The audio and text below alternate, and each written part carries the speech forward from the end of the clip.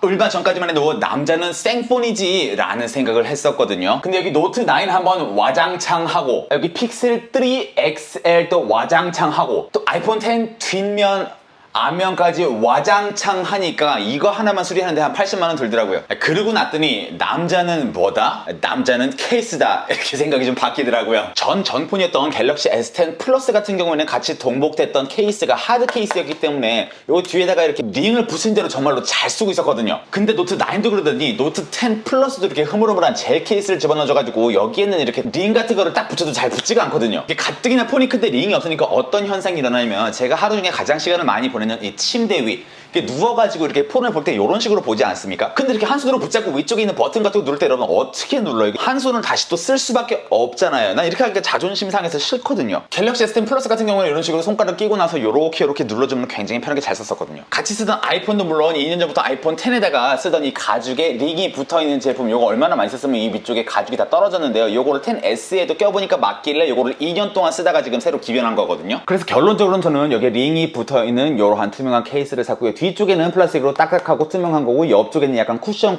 테두리는 검정색의 약간 푹신푹신한 재질로 만들어져 있는 케이스입니다. 참고로 전원 버튼이나 볼륨 버튼도 이렇게 싹 튀어나와 있어가지고 누르기에 굉장히 무리 없이 잘 만들어진 것 같고요. 또 특이점으로는 여기 보시면 이렇게 구멍이 2개 뚫려 있는데, 그거는 이제 끈 같은 거 여기다 이렇게 연결을 해가지고 손으로 가지고 다닐 수 있을 정도로 그런 식으로 만들어진 것 같아요. 참고로 얼굴 동그란 분의 아이폰 11 같은 경우에는 그냥 투명한 크리스탈 케이스, 무난한 걸로 샀길래 이걸로 그냥 했습니다. 뒤 링 같은 경우에 적당히 빡빡하면서 이 붙어있는 위치도 나쁘지 않은 것 같아가지고 저는 마음에 들었고요. 여러분들이 이 케이스 사시면서 가장 많이 간과하시는 부분들이 계신데요. 이 앞에 보시면은 이 범퍼가 어디까지 덮여 있느냐, 요것이 굉장히 중요합니다. 지금 잘 보이시는지 모르겠지만 잘 보시면요, 화면보다 약간 더 높게 튀어나와 있는 것을 볼 수가 있어요. 잘 보시는지 모르지만 이 케이스 같은 경우에 예를 들어서 화면보다 밑쪽에서 끝나져 있거든요. 근데 방금 전에 아이폰 케이스 같은 경우에는 화면이 여기서 끝나면 걔보다 더 위로 올라와 있다는 얘기예요. 그 얘기는 뭐냐면, 여러분들 핸드폰을 떨어뜨렸을 때 뭐 요런 식으로 떨어졌을 때는 전부 다 케이스로 보호가 됩니다. 근데 이제 문제는 이제 앞으로 이렇게 화면으로 이렇게 떨어졌을 때거든요.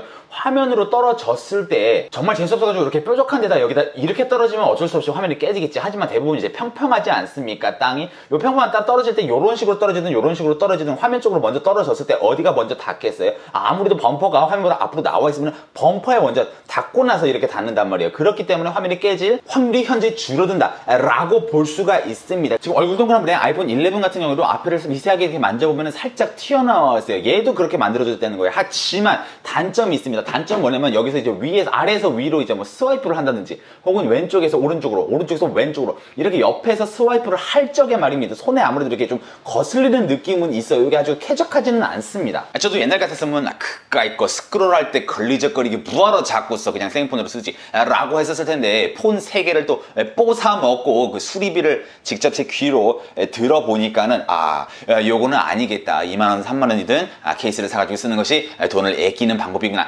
라는 생각이 들어가지고 요즘에 이렇게 꼬박꼬박 케이스를 사서 사용을 하고 있습니다. 참고로 링이 있는 분들은요, 여러분 이렇게 뭐 누워서 쓸 때나 혹은 뭐 버스 같은 데서 이렇게 한 손으로 조작하기는 굉장히 편하지만, 단점은 뭐다? 무선 충전을 할 때 이 링이 있기 때문에 이게 무선 충전이 안 되거나 아니면 굉장히 느리거나 또 이 금속 부분이 굉장히 뜨거워지거나 부작용이 있는데요. 그래서 나온 것이 또 이게 아이링 슬라이드라고 하던가, 이 새로 나온 제품인데, 요거는 이렇게 밑으로 살짝 내려주면 이렇게 뾰로롱 이렇게 떨어지기도 합니다. 하지만 이 무선 충전을 하는 가장 큰 이유가 뭐예요? 바로바로 놓고 바로바로 써서 쓰고 하려고 하는 건데, 이거를 그때마다 끼고 뺏고 하면서 쓰려고 하다 보니까 그렇게 또 편한 것 같지는 않아가지고 저는 그냥 무선 충전은 있고 그냥 항상 케이블 충전으로 하면서 살고 있어요. 어차피 그쪽이 또 충전 속도도 빠르기도 하고. 이 기류에 오늘은 어제 영상에서 자꾸 어떤 케이스를 사가지고 쓰고 있냐고 물어보는 댓글들이 많아가지고 오늘 살짝 한번 준비를 해봤고요. 그럼 오늘 영상 봐서 감사하고 저는 또 다음에 또 뵙도록 하겠습니다, 여러분.